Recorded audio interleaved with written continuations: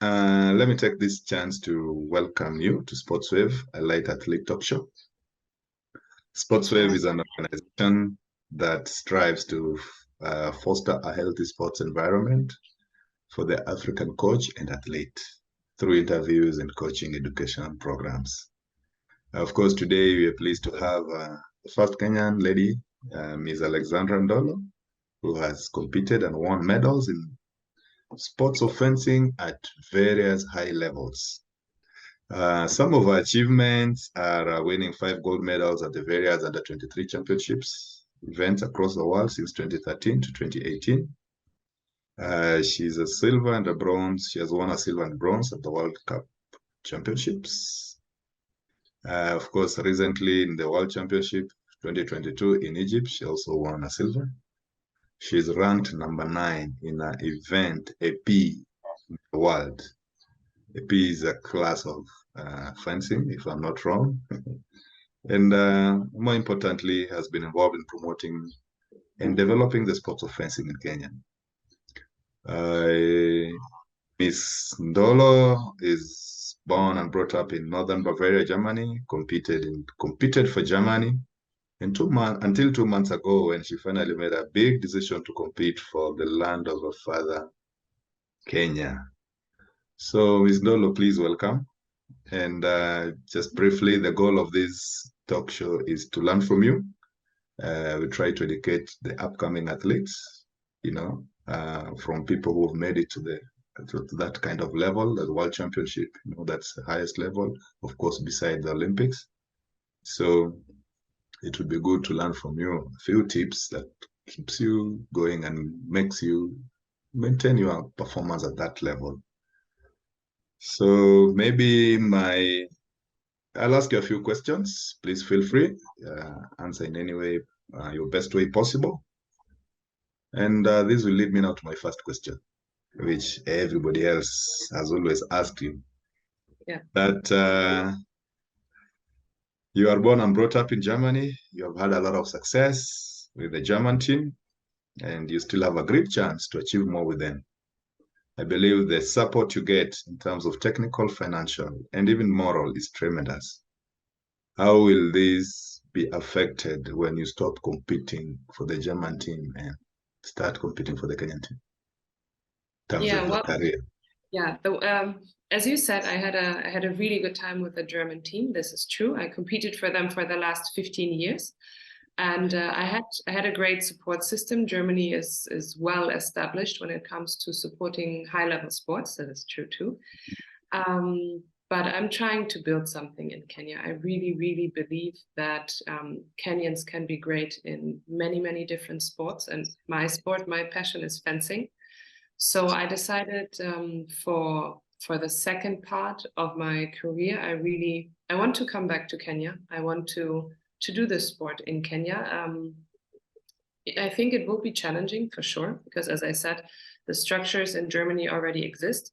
And I'm still trying to help build the structures in Kenya. And I think it will still take some time to have the same structures as in Germany. But what we have in Kenya is, I think, willpower. Every time, when I come to Nairobi, I see that we are hustlers. We find solutions that might be maybe unconventional sometimes, but we make things work. And I'm hoping that by starting for Kenya, by winning medals for Kenya, I can be also a spearhead. I can be a trailblazer and help grow this federation, show that it's possible, and create some excitement for the sport in the country. Yeah, that's very exciting. That's very exciting. I like your idea of coming back to build Kenya, win medals for Kenya. We have the talent, right? But we lack the structures. In terms of structures, will you still train in Germany, or you intend to fully relocate and train in Kenya? At the moment, I can't fully relocate because fencing is a combat sport. So I think what people need to understand is if, for example, I was a weightlifter, then I could come to Kenya and I could train alongside my younger peers and they could just watch me and I could show them how it's done, right? But fencing is a combat sport. I need opponents that are on my level. Otherwise, I will drop in my level. And at this moment, we are at a very crucial moment. The Olympic qualification will start in April. It will be for 1 year. And as we all know, in 2024, the Olympic Games are starting. So I think I've taken on a very big project because I want to build fencing in Kenya. I want to compete for Kenya. I want to win medals for Kenya. And I want to definitely start for Kenya at the Paris Olympic Games. So with all these objectives, I need to fly back and forth between Kenya and Germany, keeping my high level of training, but also coming back home to Nairobi and helping structuring everything. My hope is that we will have a good team, a strong team for LA 2028, because I think it's possible. And I think for that, I could also, spend even more time in Kenya for 2028, because by then, hopefully we'll have more young athletes that can challenge me in practice. Yeah, okay, that's a good approach. If you're going to maintain your training and practice in the German, will you be still doing it with your current team, or you've just made different arrangements to make you maintain the form? Yeah, I had to change, to restructure my training here in Germany because obviously I cannot train with the German team anymore. My former coach also was a German national coach, so obviously he can't train me anymore. We left, I think, in good relations, but I'm not training with them anymore. Like we try to keep that separate, not to make it, weird for both sides, I guess. Or that was the answer that I got, and it's fine. But I have a German club as well. Okay. I can train in. I have a club coach, so I'm restructuring everything. But I think it's going well, considering the fact that this was a big change in the last 2 months. Yes. It's perfect. That's perfect. That's awesome. Now, most Kenyans do not know about this sport, fencing. And of course, I've got to learn that there are 3 different events of fencing. But everybody understands sword fighting. People watch it on TV or do it with sticks. So what really motivated you to choose your event is EP, right? Yes. EP. Beside the 3 other. The other one is Samba. Saber and foil. And fawn. Foil, fawn, saber, okay. and épée. Yeah, and I wanted to choose épée, or I chose épée because, in my opinion, saber and foil fences will disagree, but in my opinion, it is the most realistic. If you want to compare it to a real sword fight on the streets, or because in épée you're allowed to touch from head to toe.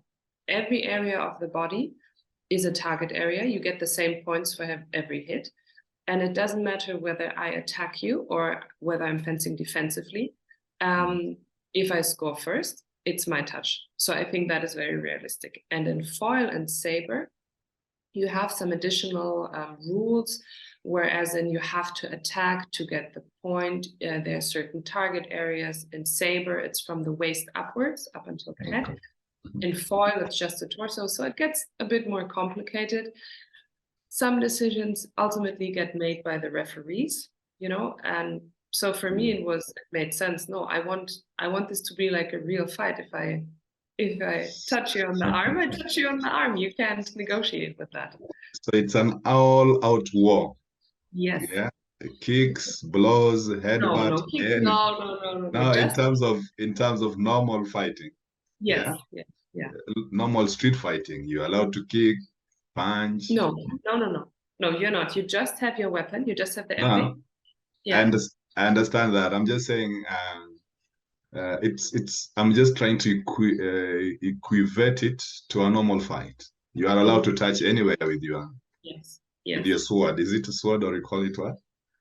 Oh, no? I call it épée. Épée. Just yeah. Oh, okay. So it's easy to teach and easy to learn. Yeah, I think so too. Yeah. Yeah, and even me, if just it's about touching, I can do it. Unlike the other ones you've explained, you have the right to attack. There are particular areas that you have to eat. It needs a lot of technical training and, of course, understanding of the game. Mm. All right,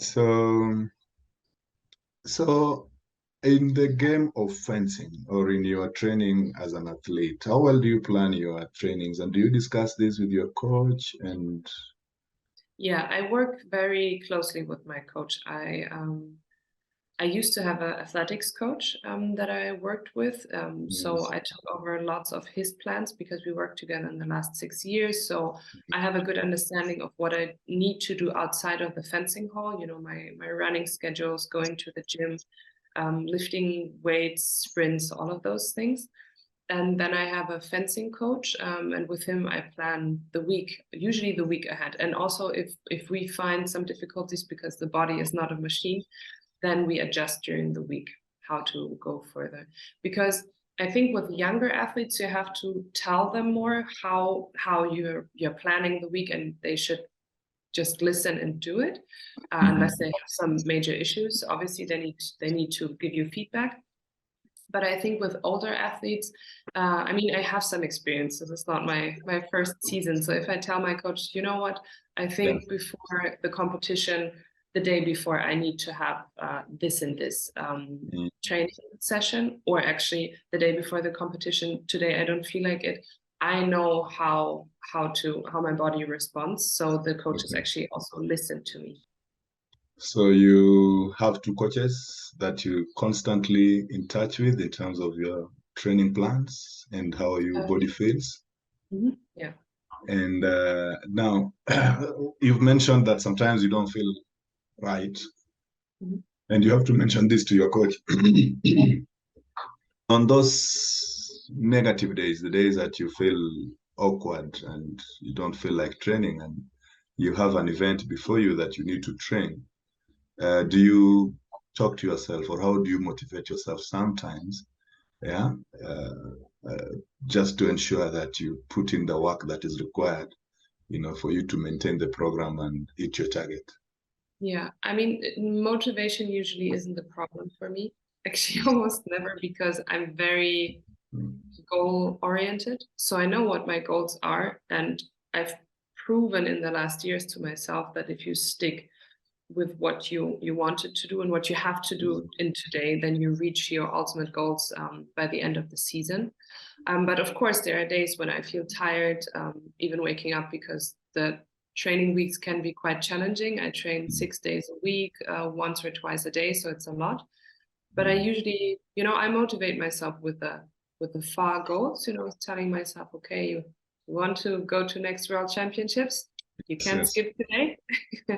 So there's always this difference between listening to your body, and making sure you don't injure yourself in training, because I think that is very important, and listening to your mind that might just say I'm tired, because I'm tired is not an excuse in my books. It's like, do the work. You can't feel super fresh and be in a good mood every day. So try to find some beauty in it. Sometimes when I have to go for runs, now the weather in Germany is similar to the one in Nairobi, so it's a lot of rain. It's not very warm. I don't think anyone would say they love to go running in this weather, right? Yeah. But I do it because I know what I want to get out of it, and then maybe I will put on some music, just to take my mind Yeah. off of it, or I would listen to a podcast even sometimes while running, and some motivations, and just Yeah, that's very methodical. Music, focus, discipline, and the bigger picture mm, get yeah. you back on your tracks. And when you go for a competition, when you are just about to begin the competition, Mm. you are on the line and you're facing your opponent. And do you feel some fear, or and in case you get to feel some fear, is there anything you tell yourself? Do you remind yourself of something? Um, Not in terms of fear, not anymore. because I'm very seasoned now, you know, so I know how to prepare myself to the point when I'm at the starting line, and I think every successful athlete will tell you the same, whether it's the starting line in fencing or the starting line in running. If something isn't right there, then you didn't do your homework usually. You know, you need to prepare yourself mentally before you go there. You can't fix big issues anymore once you're there. So there will be some nerves. I think the days before the competition, and those are normal, and you need to accept them. I think if you don't have any nerves or no butterflies anymore, then maybe you should stop competing because it's not in your heart anymore. But once the fight starts, I'm just focused because I know I did the work. Now I just need to perform it.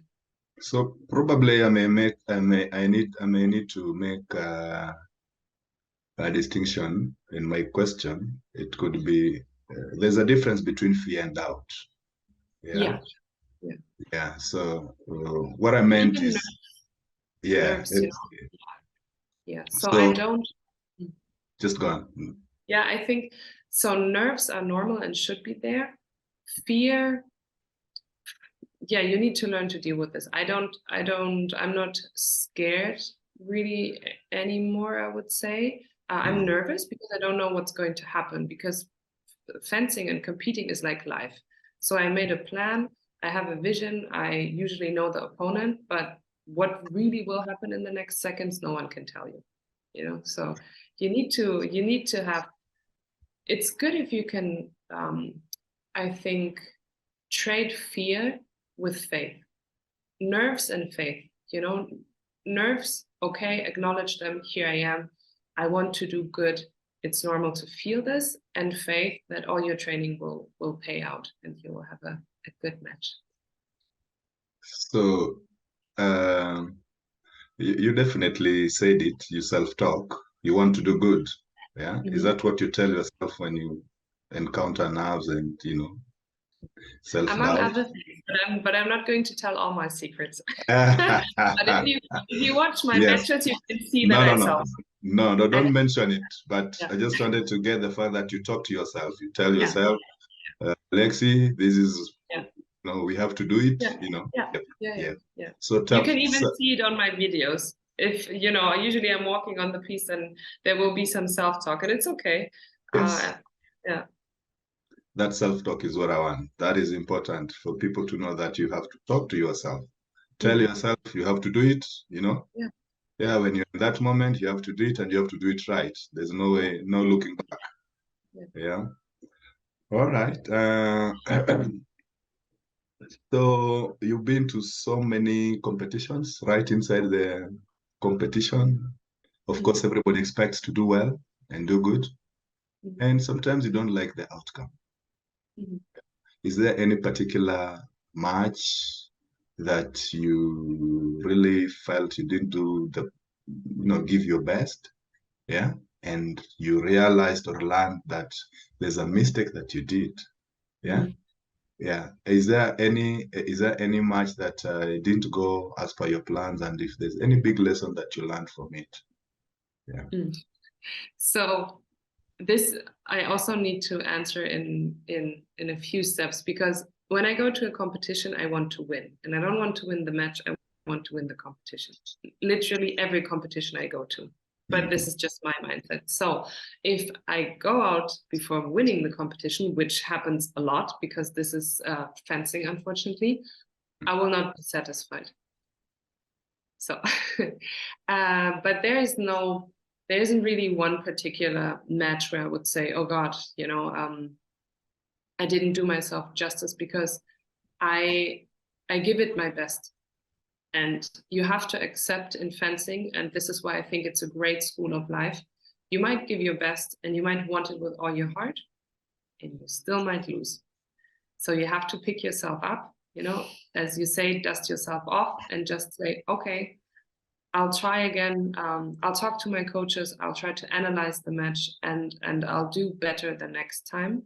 And you also have to be honest with yourself, because if you really put everything you had into this match, then then that's all you could have done at this moment, you know? The only thing you can do is learn.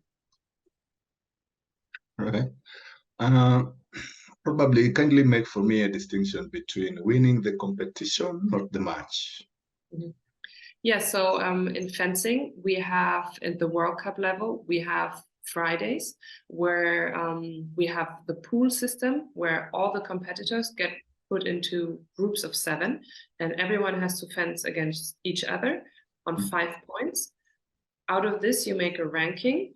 And during this first day, this Friday, after the pools, when you have the ranking, you will determine 48 players that will go on to the next day. Because on the big day, let's call it this, on Saturday, we have 64 fencers fighting for a #1 spot. And so I said Friday, it's 48 fencers because the top 16 of the world automatically are always fencing on Saturday. So 48 plus 16 gives us 64 fencers.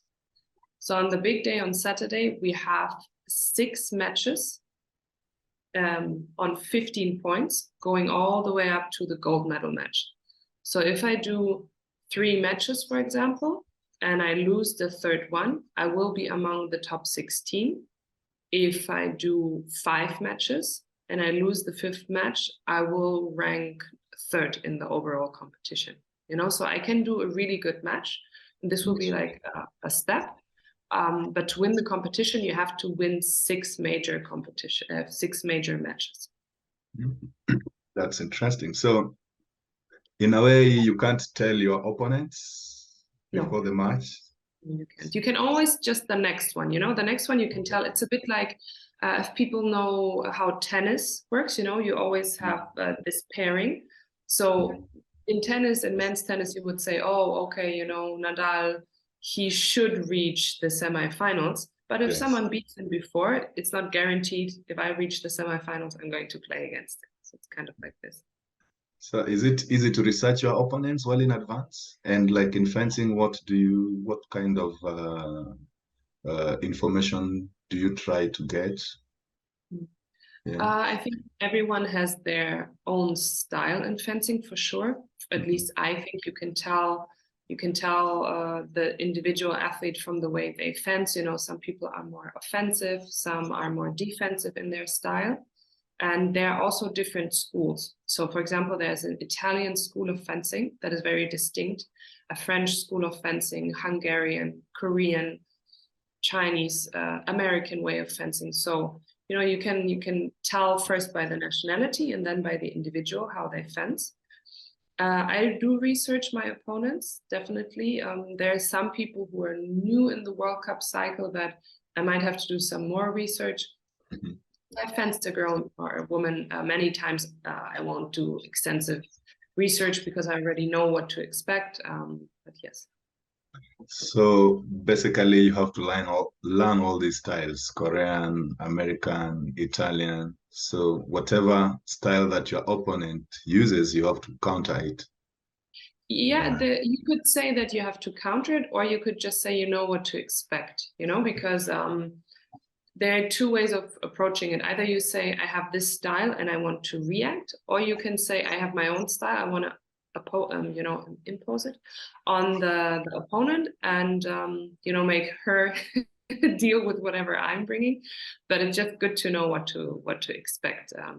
Because for example, the Italian style is a bit, they like to work with a lot of tricks. You know, they will pretend that they are doing this and then they will do something else.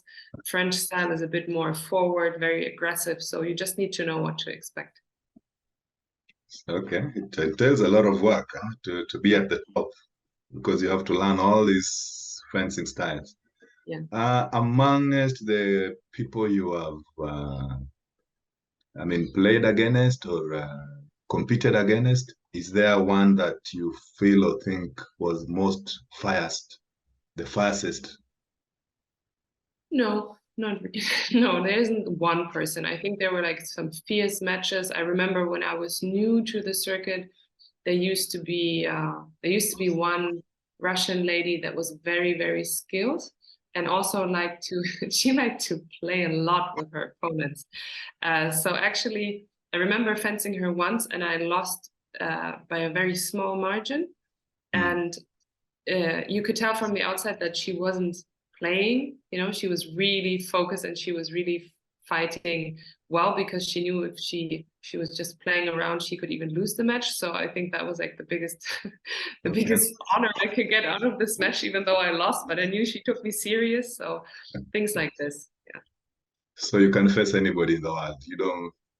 You don't fear facing anyone again, the ones you faced before.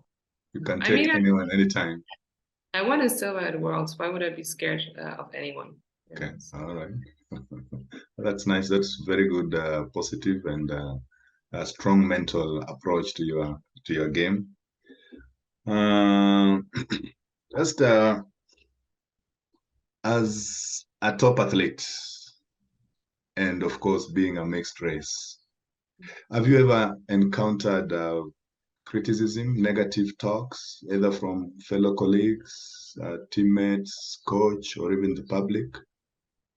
Now when I switched, I think most people in Germany understood, but of course there will always be some people who, will have some negative comments, who are frustrated. So, when I announced that I was going to switch to Kenya, there were some negative comments, people that weren't very happy that I was brought up in Germany and now I'm fencing for Kenya. But I mean, I think if you do things publicly on a big stage and you want to be loved by everyone, you will be in trouble. So I accept this. It's okay. So do you have a particular way of handling criticism? If someone who's close to me criticizes me, I will take it and I will listen to it. But if we're talking on a big scale, we're even talking social media, why would I take criticism from people I've never met, who are, hiding behind a computer? I don't take that to heart.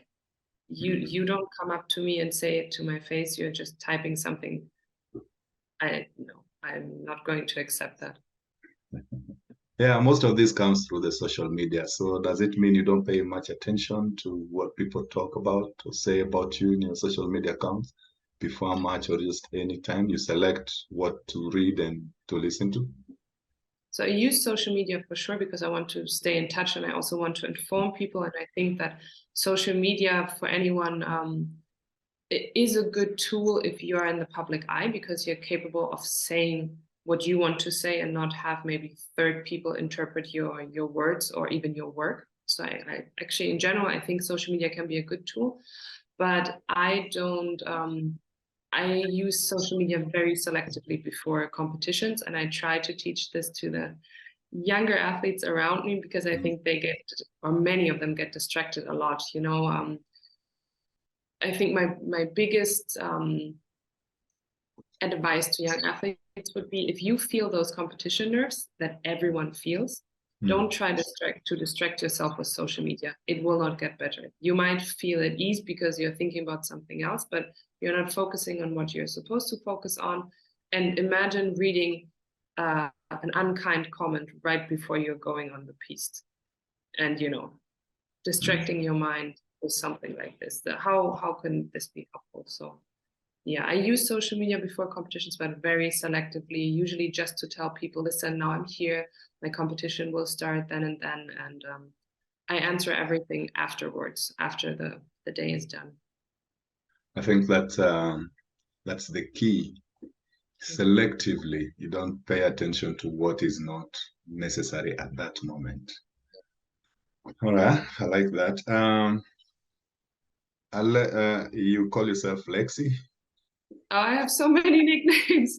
So Alexandra would be the full name. Then there's some people call me by my second name, Malika. Then we have Alex. I think in Germany, the most common nickname for Alexandra is Alex. But with my English-speaking friends, it's usually Lexi. Okay. What about Ndolo? Do they try to pronounce Ndolo? Oh, God. I've spent the last 15 years teaching Germany and Europe how to pronounce Ndolo. And Ndolo, they make the N more pronounced. Yes. And Ndolo, not Ndolo. Or they try to put in an A or an O between the Yes. N and the D, you know. Yeah. Yeah, I know, I know.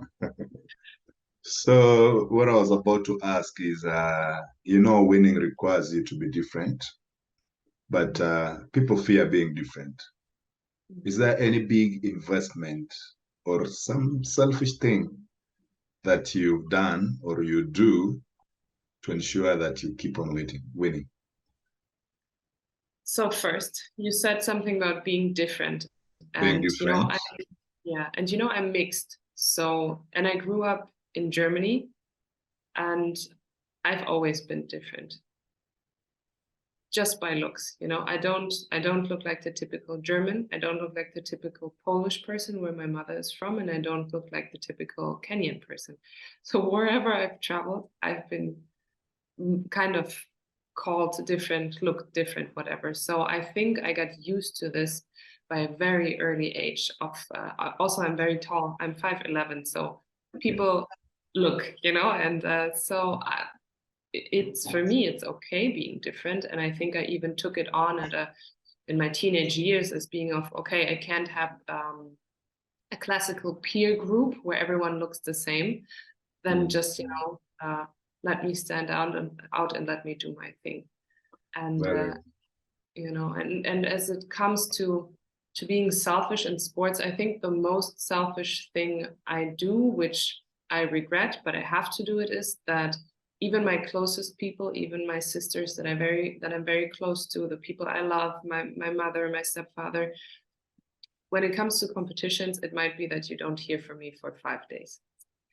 It might be that my answers will be very short. It might be that I'm completely focused on myself. And I think this part of me, this competitor, Alex or Lexi, is so different from the private Lexi, because with my friends, I love to give and I love to entertain and I love to have fun and, be very energetic. But when you are competing, you can't give all of this energy to all the other people, because you need to be in the moment and you need to focus and you need to do what's required. And for example, just to give you one example, at the World Championships in July, I was in the fencing hall for 12 hours.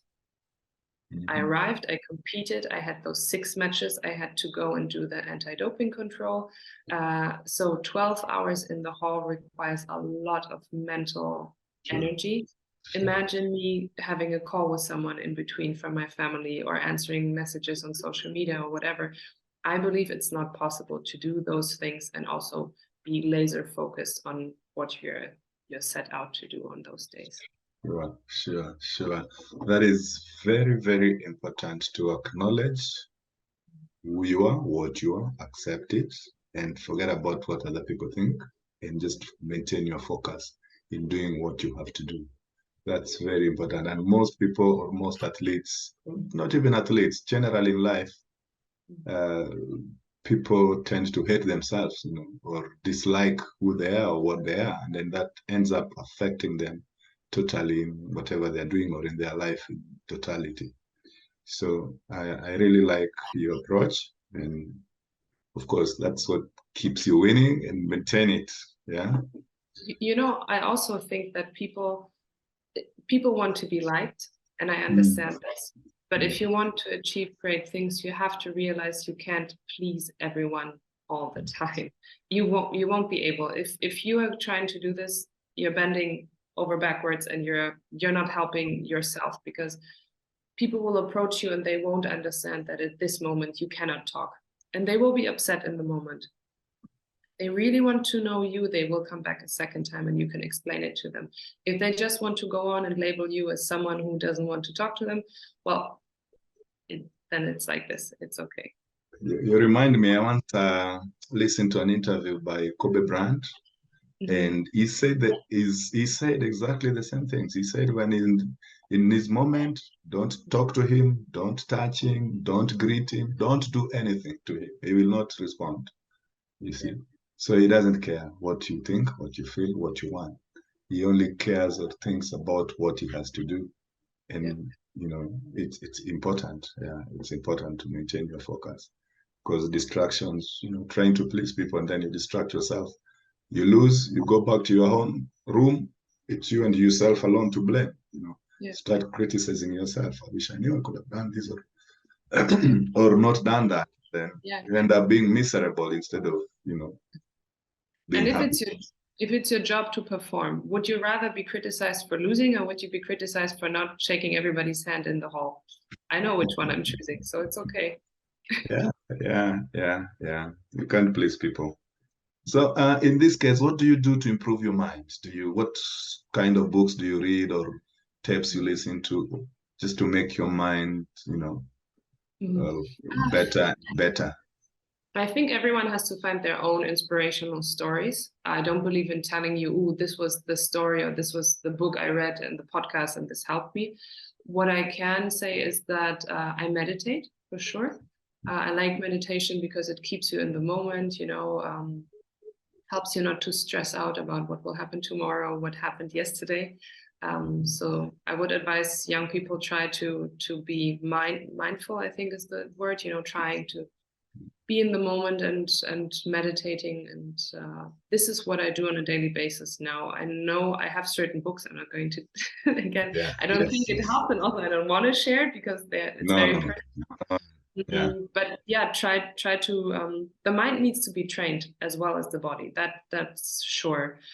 So try to be focused. Try to focus on the important things. And if you find that a week later, you're out of shape, your mind is out of shape, try Mm. bringing it back. Because again, a fencing season is very long. It's 11 months where you can't stay focused all the time, but you can maintain a certain level of calm and focus and yeah, yeah. And Okay. be persistent with your training. It Mm. doesn't help to do a lot on Mondays and then not do things for 3 days and then no, try to keep a level. You mentioned meditation, which is key. They talk about it everywhere. It's something I've struggled with. I've tried to meditate. I do try, but it's something that I keep on fluctuating. Sometimes. Did you go to a school to learn it, or you just started doing it by yourself? No, by myself. I mean, there are apps or I think podcasts that you can do guided meditation. I think that helps for the beginning. And Okay. then once you found your routine and your technique, just keep doing it. All right. Over and above, keeping your mind in shape, meditating, tending your focus. Is there anything that you struggle with that Out of sometimes distracts you, but you get back into the mood? I think if there's some trouble with my family, that could distract me for sure. Mm. Because it's very difficult for me to detach from that. Those are Mm. my closest people. I care for them, and it's easier for me to shut out the rest of the world than my family because, yeah, I'm a big family person. We don't see each other so much, but we're in contact a lot. Yeah. And I have sisters and a mother, so everyone who who has sisters, everyone has a mother, that there's a lot of communication going on. Sometimes it's Okay. easier to communicate with my stepfather because he doesn't talk so much, but with my sisters Oh. and my mom, there's so much communication. And if I hear that they are not in a good place, even if I tell myself, no, now I want to be in this competition mood, this could be something that creeps in, where I'm like, oh, I will worry about a nephew or a niece or my sister's well-being, even though I'm supposed to focus on other things. I know, I understand. Is your grandmother still alive? And have you Unfortunately, visited? No? no, unfortunately, my Dani, she died in 2018. This is one Oh, of the just few Luo recently. words I know. So I Okay. yeah, we couldn't communicate in Luo or Swahili because those were the Yes. languages she knew, and I only knew English. But I called her Dani because I knew that made her happy. So, but Yeah. I visited her before she passed, and we spent a lot of time. And I think it was very important for her, and I loved spending this time with her because you have to understand, my father left Kenya in the Mm. 70s, go and Mm. study in Poland. Mm. And those were different times, no cell phones, only Yes. Yes. communicating through Mm. Mm. letters.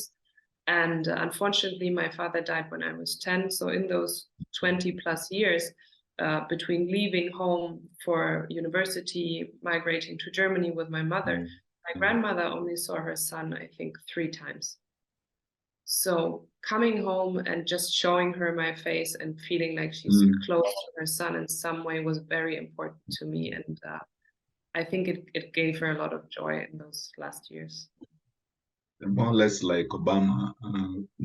Have you read his story going back in the villages and accompanying the grandmama to the market, trying to just make her happy. And of course, they could not communicate, as you've said, but the feeling is just okay. Yeah. Just being around them and trying to learn. Yeah. But again, it's something funny with human beings. You could not be speaking a language, but you'll still find your way and communicate and get. Sometimes you go to countries, you ask people stuff and they don't care, but still you'll make your way around. Yes. Yeah. And grandmothers like to show their love through food. So every time I came, I was too skinny and we had to start changing this. And I got a lot of food. But nice food. Nice food. All right. Maybe you cannot mention this, of course, because you're still competitive. I was to ask you if you have a weapon that when you unleash to an opponent, they're done. Yeah, you must have your secret tactic. Do you have one? Don't mention it, but do you have? I think I have a few, but I think it's not so much a tactic or a technique. I think the most dangerous weapon that I have is my mind, because I'm very focused and I can push myself extremely well. So if you think that you're going to break me through fatigue, don't even try. Okay. There's no chance. The way I'm training, there's nothing a competition can bring on that I haven't done to myself with my coaches and training. So don't try to break me with fatigue or something else. And also, being down by a couple of points, as long as there's time on the clock, I do believe that I still have a chance to win, So I'm not saying, I think I was born with a lot of resilience, but this is also a lot of training, just, proving to yourself you can turn a match around.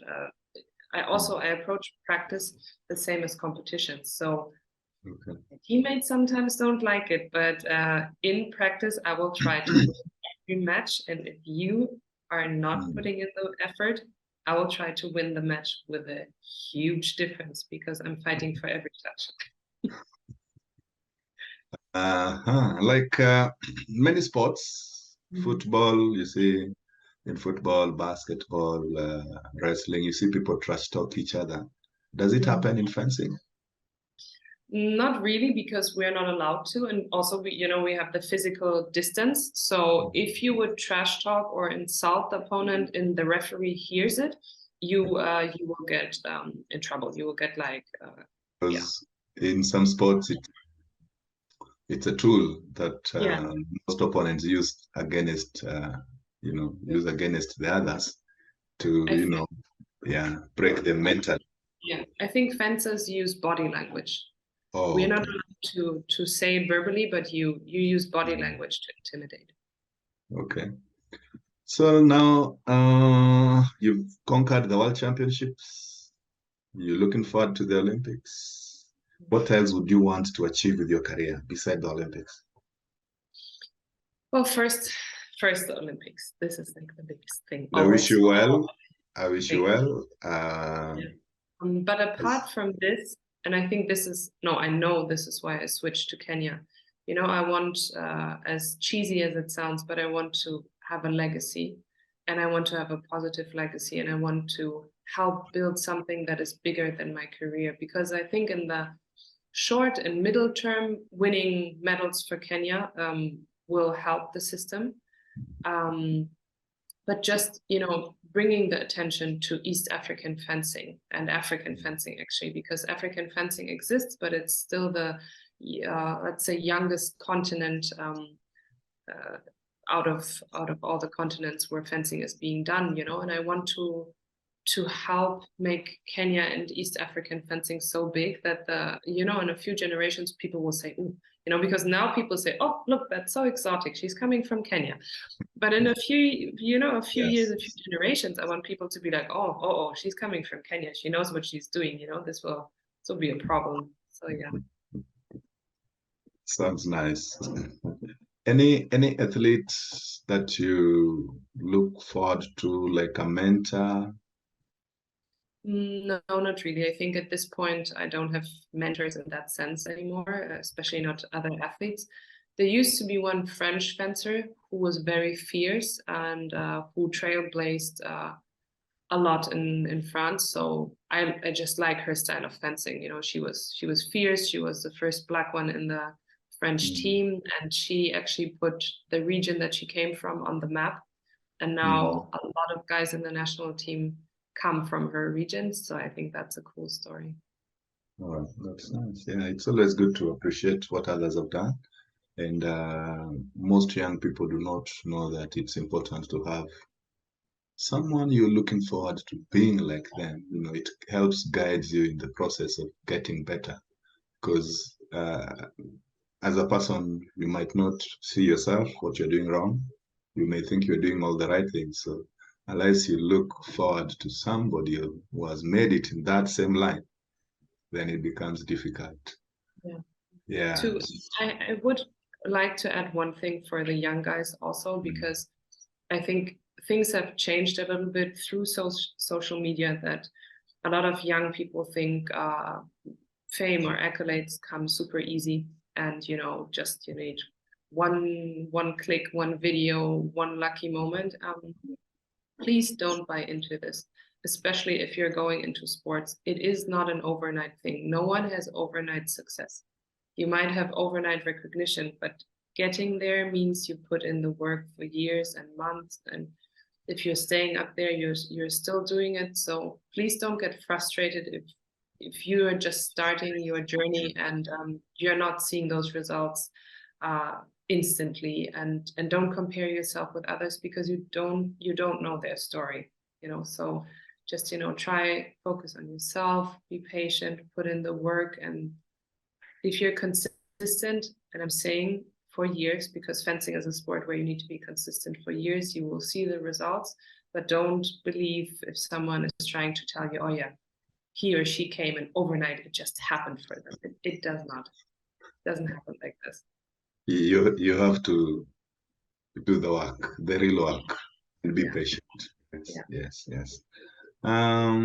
Maybe looking back 10 years ago or 15 years ago, is there any advice you would have loved to give yourself then? Patience. What I just said. Patience. Yeah, I didn't think that it would happen overnight back then. Also because I started the sport very, very late. But I had to be patient. So I would tell myself, be patient. You will reach your goals, but just take it one step at a time.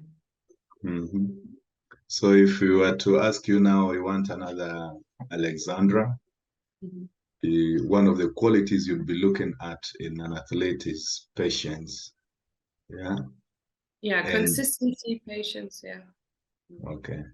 So you can really get to know that in an athlete. And okay, let me rephrase this.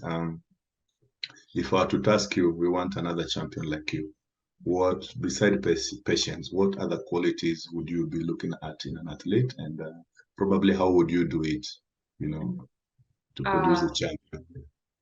So first of all, you need a big group to produce even one person, because you never know. But if it comes to qualities, I would say they need to be passionate, really passionate about what they do, because training is tiring. And so if you don't love what you're doing, you won't go all the way. Patience for sure, but also I think it's okay to be impatient in the day, because I want to always win, and I want to, get my work done, and I want to see results in the now. But if you have big goals for those big things, you need to have patience and persistency and, you know, those qualities. All right. I appreciate the work you are doing with the Kenyan Fencing Federation. The other day, you told me you were attending a conference. Mm-hmm. And you see, that's very positive, because if you do not know what goes on up there, then you cannot really translate it, you know, to translate it down here at the grassroots. Yeah. So it's a very good and a positive move. Most of the sports federations in Kenya are run by volunteers like you, and the commitment they put in, of course, with the support of the government. Yeah, that's why you see a lot of sportsmen and women in Kenya. Yeah, because there are a lot of passion and commitment by people who just want to ensure that the sports grows. And of course, going back to what I was telling you about the coaches, you see, we do not have a structure where coaches are compensated.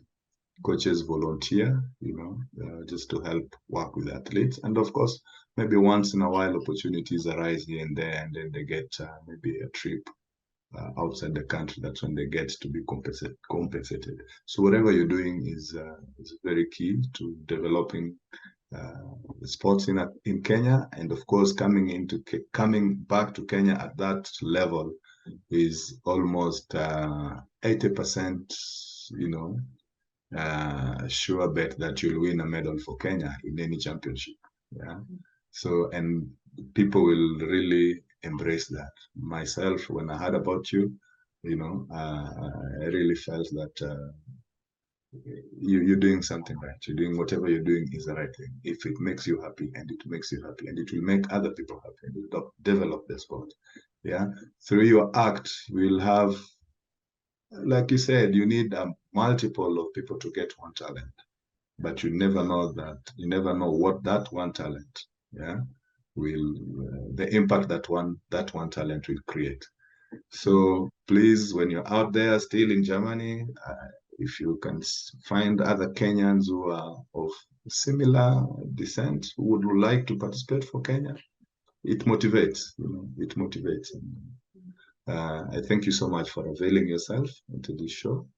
And yes, and I believe many people have learned. I've learned also from you. And I know we'll keep on talking in case of anything that we need to share with other upcoming athletes. You will always be available. So before we stop, is there anything that you would really want to pass to the upcoming athletes or to anybody who come across this interview? No, I think I said it all, maybe except for I hope to put Kenya on the map. You know, you mentioned the conference, so I'm trying to put Kenya on the map in fencing. I'm trying to put fencing on the map in Kenya, and I'm trying to, you know, make us all proud. So, yeah. All right, thank you so much, and thank you for availing yourself. I wish you well, and I pray that you make it to the Olympics. Hopefully, also looking forward to being there, but as an official, not as an athlete, and to provide all the support that I can. Thank you so much, Lexi. Right.